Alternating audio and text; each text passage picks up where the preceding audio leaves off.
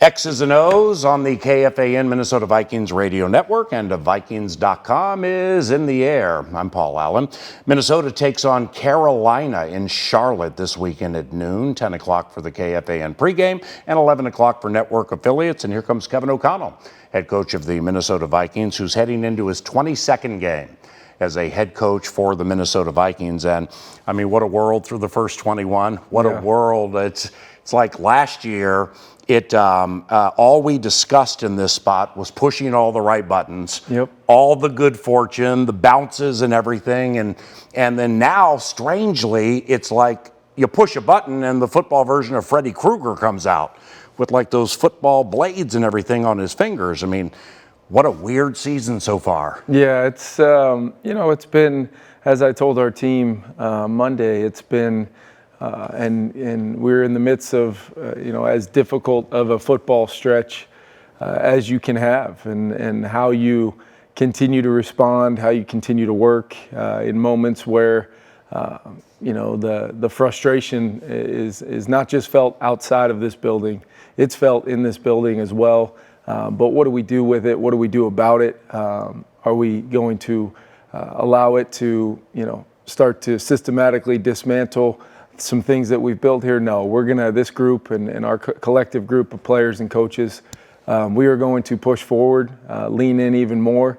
We had a good week of preparation last week to prepare for the Chargers, and we have to continue to have our best week of practice each and every time we get the opportunity to prepare for an opponent, regardless of what the results have been, PA, which are not acceptable. And this team, plans and has envisioned going places this year. We still feel like we've got the team to do that. It's just a matter of, can we go out and put 4 quarters together, make the plays that we need to make, have our best players be at their best, when we need them the most, and come away with our first win. And when we're able to do that, I do believe that the core makeup of this team is one that the results, when we start having them come our way, will be something that will confirm a lot of things about this team, and then we can become a really difficult opponent for everybody on our schedule. All 6 division games still to play.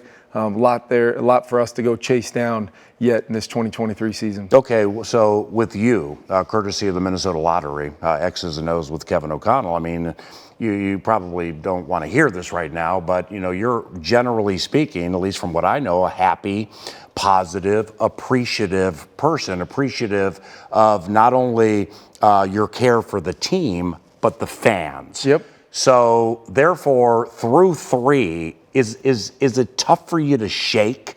As a leader, you got to shake it. Yep. Doesn't mean it's easy. Yeah, that's part of leadership. And truly, if you're not able to shake it and at least project from a standing out front location of your team, if you don't project those things in these moments, then it's not real leadership in the first place. And I know, our fans are the greatest fans in this league. I truly, truly believe that. And I also believe that they love their team and that they're confident in what we're doing. So when we start out the way we have with 3 results in some close losses, that no matter what caused them, no matter what ultimately has been the story of our season so far, the story is we're 0-3. And we feel that all the things that we were excited about going into that home opener against Tampa, or hitting the field last Sunday at US Bank Stadium, all those things are still within the fabric of our team.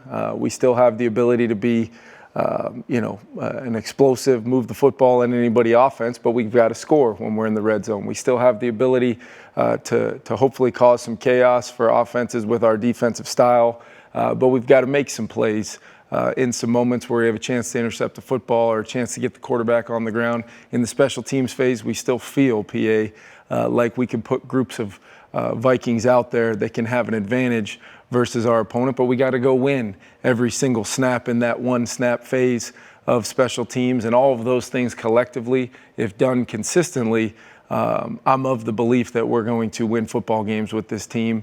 And there's just no other way to look at it now. From a standpoint of where we are right now, there's no question. These are difficult difficult times and circumstances. But I believe in everything that we've built. I believe that if you believe in it and you really live it every single day, these are the moments where you lean on it the most. And when we do come through this stretch, this very, very difficult stretch of results that have not gone our way, I do believe our team will be better for it, and it will only confirm from a culture standpoint, accountability standpoint, and ultimately what we've tried to build within the walls of this building, that we can overcome a whole heck of a lot. And like I said, be a real problem to deal with here the rest of the way. Last one on this overarching topic. Leader, the emphasis on the word leader, that's the common thread right here. And how it's important, but like, how do you handle staying positive? Granted, it's only 3 games, and we're not talking about 17 here yet. Yep. But nevertheless, you have to stay positive while being authentic, because so others don't wallow in misery or wallow in frustration. And it's the players for sure, but coaches too, right? Absolutely. And I think, even more so, the positive side of my makeup and who I am and the leadership style I have, that's great and very useful for me in this role with how we've chosen to try to build our culture here. But I think the second thing you said is the most important thing, and that's the authenticity of the leadership, which when things are not right, we need to fix them. When things are not to the standard that we need to win football games, that's when you got to coach these guys hard. And they know that I care about them. They know that our coaches care about them. Our coaches know I care about them.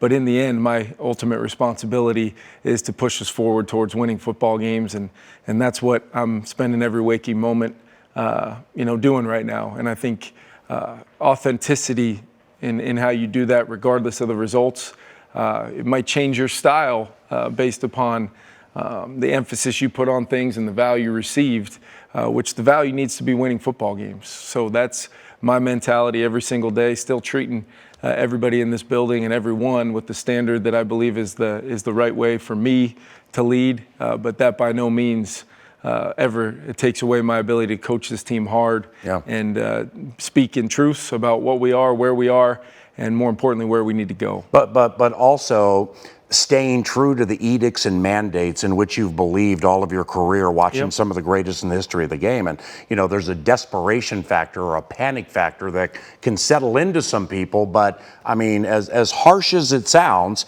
if you close with that pass to KJ in the Chargers game, you win.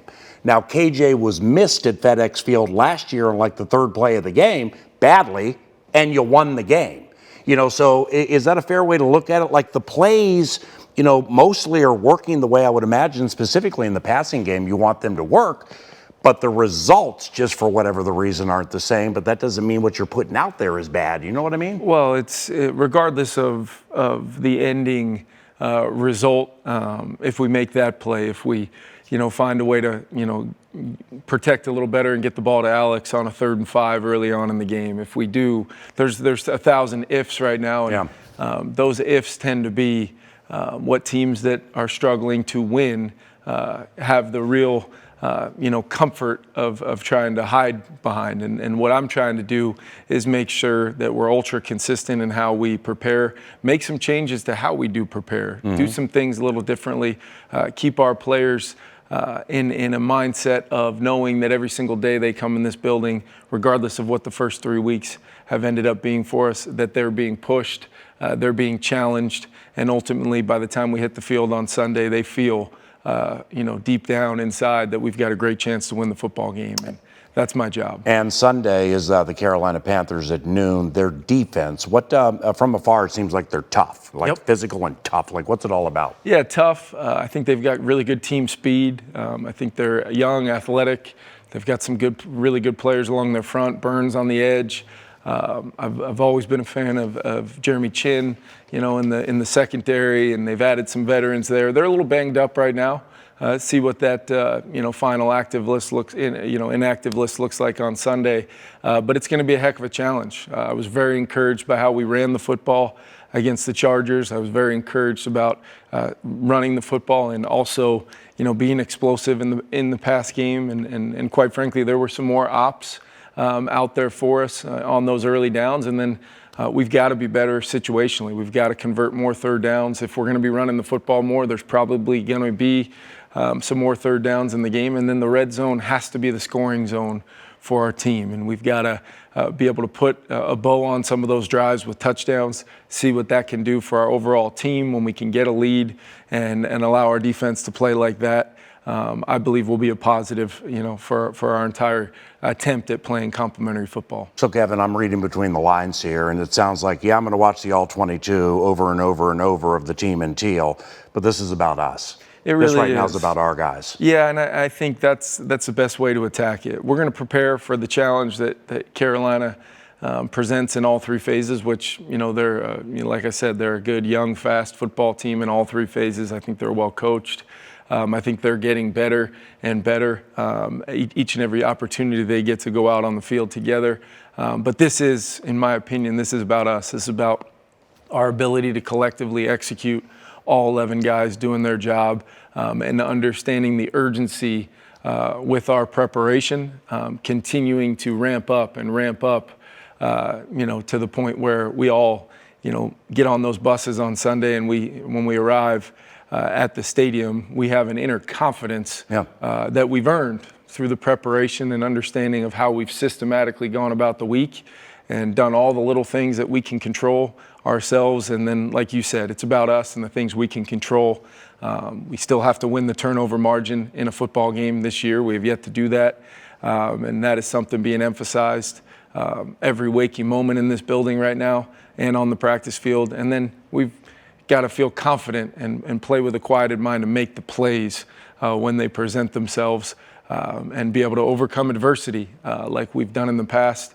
We're just getting our greatest total sample size of the word adversity right now, and we've got to show that we're up for the task. Last one, and thanks for the time. J.J. Jefferson is at about 152 a game. Yep. Your second year with him. What do you really respect about his game? Just the year one to year two growth in our offense, what we've been able to do. It was a huge focal point throughout the offseason, throughout our plans as coaches leading into the season, that regardless of whatever the JJ program, how they want to cover him each individual Sunday, we do feel like we've got tools now and ways of not really letting that limit his impact on the football game. And I think that's kind of shown itself, these first 3 weeks. And then the complementary players with Justin and guys like KJ and Jordan Addison finding the end zone, TJ, Josh Oliver with a big play, all of which is built around number 18 and his impact on the game. He's aware. He's very, very intelligent as far as understanding the biggest possible impact on a play that he can have. It varies from making a catch and run on a basic and taking it 50-plus yards for a touchdown to taking 3 people in coverage and letting KJ be wide open in the end zone, to just how his alignment can maybe help the run game and dictate coverage to where we can get some soft spots in the run game. He's a huge part of our offense, and rightly so. He's a fantastic, special player. Well, regarding X's and O's, you were at your best when your best was required.